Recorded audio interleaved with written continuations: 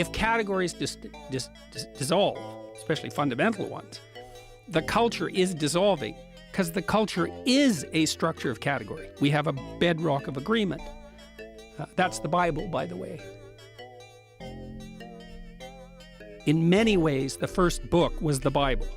I mean, literally, because at one point there was only one book. For a while, literally, there was only one book, and that book was the Bible. And then before it was the Bible, it was it was scrolls and it was writings on papyrus, but we were starting to aggregate written text together. But all those books, in some sense, emerged out of that underlying book. And that book itself, the Bible isn't a book, it's a library. It's a collection of books. The meaning we derive from the verbal domain is encoded in the relationship between words. So now then you think, well, let's think about the relationship between words. Well, some words are dependent on other words. Some ideas are dependent on other ideas. The more ideas are dependent on a given idea, the more fundamental that idea is. So now imagine you have an aggregation of texts in a civilization. You say, which are the fundamental texts? And the answer is, the texts upon which most other texts depend. And so you'd put Shakespeare way in there in English because so many texts are dependent on Shakespeare's literary revelations. And Milton would be in that category, and Dante would be in that category, at least in translation. Fundamental authors, part of the Western canon, not because of the arbitrary dictates of power, but because those texts influenced more other texts. And then you think about that as a hierarchy, okay, with the Bible at its base, which is certainly the case. Now imagine that's the entire corpus of linguistic production, all things considered. Now, how do you understand that? Like, literally, how do you understand that? The answer is, you sample it by reading and listening to stories and listening to people talk. You sample that whole domain. You build a low-resolution representation of that inside you, and then you listen and see through that. And so it isn't that the Bible is true. It's that the Bible is the precondition for the manifestation of truth, which makes it way more true than just true. It's a whole different kind of true. If categories dissolve, especially fundamental ones, the culture is dissolving because the culture is a structure of category. Now this nihilism runs deep, and it conveys and betrays a certain contempt.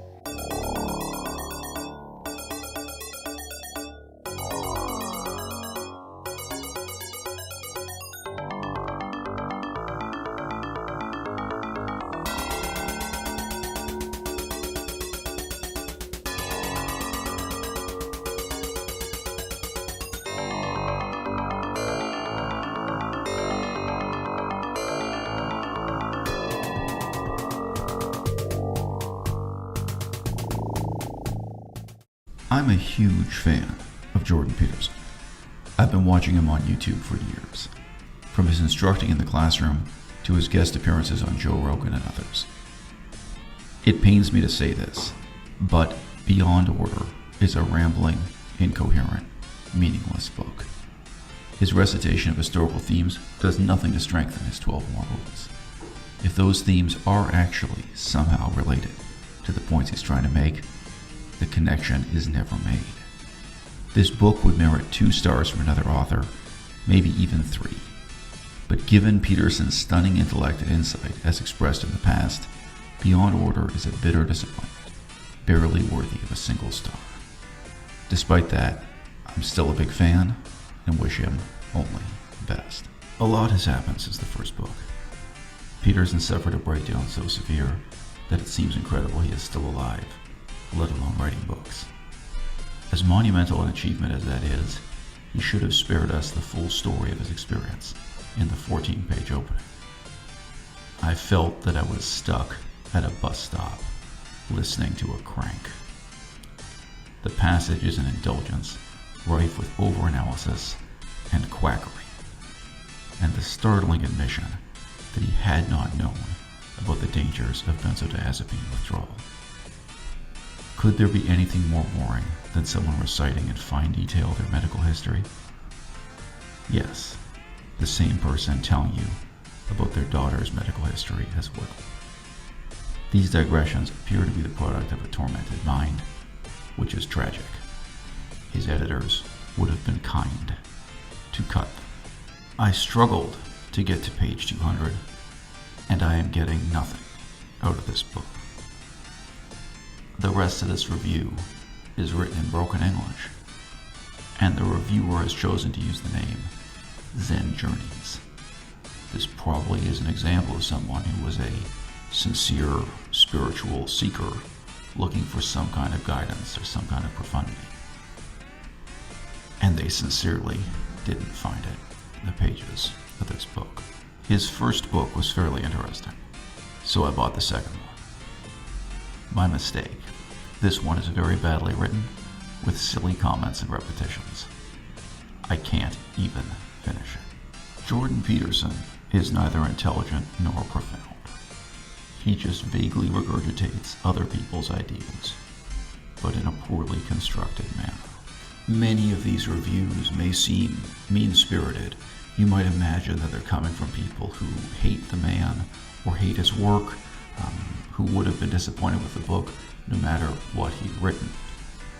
But in fact, as you can see here, if you look at the title, this is someone who had read his first book, who had been a fan of his first book, and who continues to appreciate his broadcasting, his uploading to YouTube, and so on, but who nevertheless came to the withering conclusion that this book is nothing but Harry Potter meets Jesus. Does Jordan Peterson have something fundamentally new to say? Even within my own strange subculture here on YouTube, I often have to remind my colleagues and contemporaries something that had the quality of being a novelty just a few years ago, or even something that seemed groundbreaking, could be fundamentally boring, redundant, meaningless, pointless, here and now. Just as a quick disclaimer, I never was a fan of Jordan Peterson, but there's enough hubbub going around about this book that I thought it was prudent for me to give it a quick read. It's extremely repetitive, and none of the evidence he provides actually stacks up. Worst of all, some of the information he gives is just flat out mathematically impossible to be true. There are in-depth YouTube videos about this if you want to learn more. Imagine waking up from a coma caused by your own drug addiction and feeling like you need to tell people how to live their lives. Here we are. And the title for this review is, If You Are Taking 12 More Rules from a Drug Addict, You Need More Help Than This Book Can Provide. Jordan Peterson is the most influential religious leader to have emerged from Canada in my lifetime.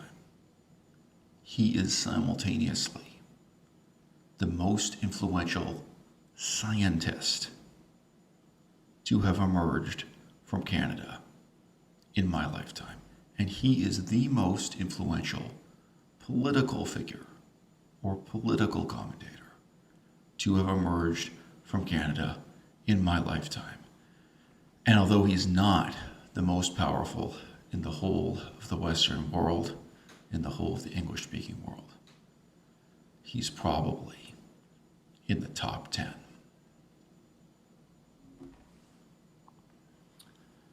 I'm not so much worried by the weakness of our leadership. I'm worried by the weakness of our followership. I am not so much worried about the intellectual caliber of the people who are exalted as geniuses, as I am worried about the people who lift them up.